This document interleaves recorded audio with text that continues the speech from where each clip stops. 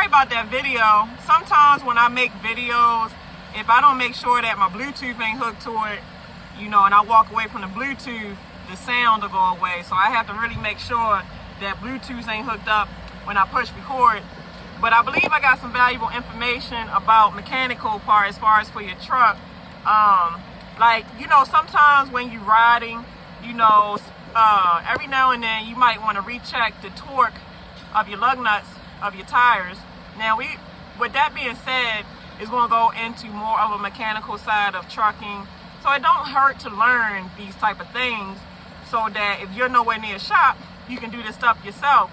So typical torque is usually about 475 for most trucks. So like I'm about to look into, I wrote some stuff down. I'm about to look into the name of the torque stick that I guess commercial truck stops use or mechanics use.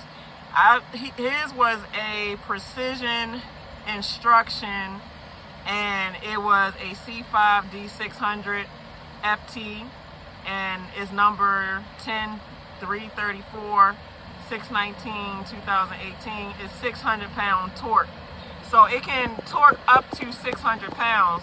But like I said, for majority trucks, the average torque is 475. Like it's 475 on my truck. So I'm gonna get me one of them, but they cost a lot of money, and I think it probably costs upwards of like $600 and something. But I used to be a mechanic, so I'm used to tools costing a lot of money. Shit, I pay like $5,000 for my toolbox, so I'm used to paying money to have tools so that you can fix instruments and stuff. And like scan tools, right? The scan tool that he said that most diesel mechanics use, like say you get an engine code on your engine, right?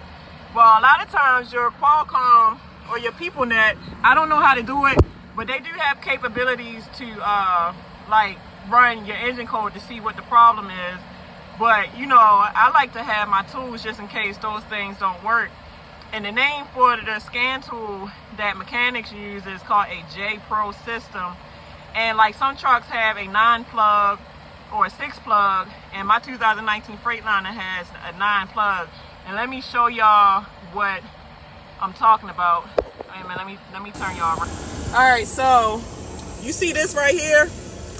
Like when I say 9-plug, you count the holes. So 1, 2, 3, 4, 5, 6, 7, 8, 9. So this is a 9-plug. So the adapter you would have to have 9 pins, because that's the female adapter on the truck, and you're gonna need the male adapter to plug in.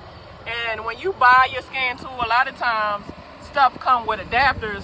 So obviously each truck ain't going to be the same. Like if you got a Western Star, that might have different prongs, or if you got a Volvo, I don't think the J-Pro run Volvos, or if you got an International, difference. So you got to know what you got to know what you need. I know I got a 2019 Freightliner, so I know that I have a 9-prong connection. So let me explain to y'all what I was trying to explain to y'all in the last video, but I said by my Bluetooth being hooked up, it cut my Audible off. So let me re-explain that for you guys.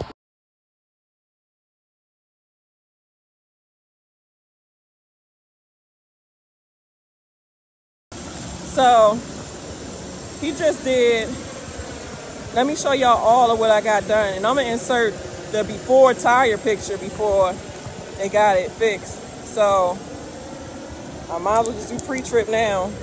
Tire look good. This tire still look kind of suspect, but they said it would pass DOT inspection.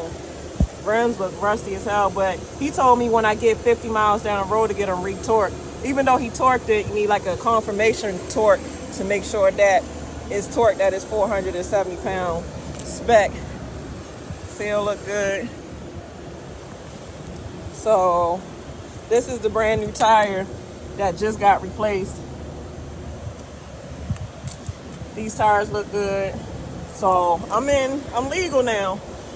So what I was trying to explain, like this is what it looks like. Brand new brake pads. He fixed the wheel cylinder at the top.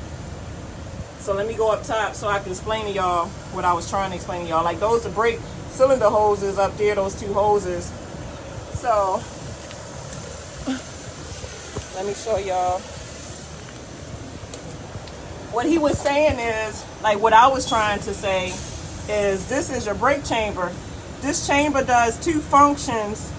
Like, it's one for when you pull your red valve emergency brake.